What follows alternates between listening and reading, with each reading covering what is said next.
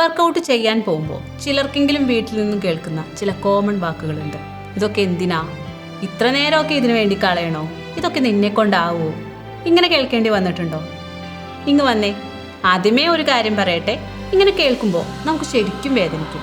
അങ്ങനെ വേദനിക്കുന്നത് നമ്മൾ വീക്കായിട്ടല്ല, ഏറ്റവും അടുപ്പമുള്ളവർ നമ്മളെ അണ്ടർ എസ്റ്റിമേറ്റ് ചെയ്യുമ്പോൾ അത് വല്ലാതെ ഹേർട്ടാവും. ഇത് 100% നോർമലാണ്. പക്ഷെ ഒരു കാര്യം ഓർക്കണം, നമ്മൾ ഈ ജേണി തുടങ്ങിയത് അവർക്ക് വേണ്ടിയല്ല, നമ്മൾക്ക് വേണ്ടിയാണ്. നമ്മുടെ ശരീരത്തിന് വേണ്ടി, നമ്മുടെ ഹെൽത്തിന് വേണ്ടി, നമ്മുടെ എനർജിക്ക് വേണ്ടി, നമ്മുടെ സന്തോഷത്തിന് വേണ്ടി. ചുറ്റുമുള്ളവരുടെ പെർമിഷൻ വാങ്ങിയിട്ടൊന്നും അല്ല നമ്മൾ നമ്മളെ കെയർ ചെയ്യേണ്ടത്. സ്ട്രെയിറ്റ് ആയി ഒരു കാര്യം ചോദിക്കട്ടെ, ഈ കഴിഞ്ഞു പോയ വർഷങ്ങളിൽ വീട്ടിലെല്ലാവർക്കും വേണ്ടി എത്രയൊക്കെ ചെയ്തു? എത്ര ഉറക്കം കളഞ്ഞു, എത്ര നേരം ഭക്ഷണം മറന്നു, എന്തോരം ക്ഷീണം മറച്ചു വെച്ചു?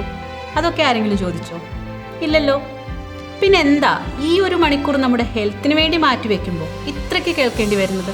ഇത് നമ്മൾ അർഹിക്കുന്ന ട്രീറ്റാണ്. ഇത് സ്വാർത്ഥതയല്ല, ഇത് സെൽഫ് റെസ്പെക്റ്റ് ആണ്. സംഗതി ശരിയാണ്, വീട്ടിൽ നിന്ന് സപ്പോർട്ട് ഉണ്ടെങ്കിൽ ജേണി ഈസി ആയിരിക്കും. പക്ഷെ സപ്പോർട്ട് ഇല്ലാതെ ചെയ്യുന്ന ജേണി ഉണ്ടല്ലോ, അത് നമ്മളെ വേറൊരു ലെവലിൽ സ്ട്രോങ് ആക്കുന്നുണ്ട്. ആരും കൈപിടിക്കാതെ സ്വന്തം കാലിൽ നിൽക്കുന്ന ആ സ്ട്രെങ്ത് അത് ചെറുതൊന്നുമല്ല. ഒരു കാര്യം കൂടെ പറയട്ടെ, ആദ്യം സപ്പോർട്ട് ചെയ്യാത്തവരുണ്ടല്ലോ, നമ്മൾ ചേഞ്ച് ആവുന്നത് കാണുമ്പോൾ ഏറ്റവും പ്രൗഡ് ആകുന്നതും അവർ തന്നെ ആയിരിക്കും. ആ ദിവസം വരും, അതിനായി കാത്തിരിക്കൊന്നും വേണ്ട. നമ്മൾ എന്താണോ ചെയ്യുന്നത് അതങ്ങോട്ട് തുടർന്നാൽ മാത്രം മതി. ആ യാത്രയിൽ ഒറ്റയ്ക്കാണ് എന്ന് തോന്നുന്നുണ്ടോ? ഒരിക്കലുമല്ല. ആ തോന്നൽ വരുന്ന ദിവസങ്ങളിൽ കാണാൻ ഈ വീഡിയോ സേവ് ചെയ്തോളൂ. ഫുൾ സപ്പോർട്ടുമായി ഞാൻ കൂടെ തന്നെയുണ്ട്.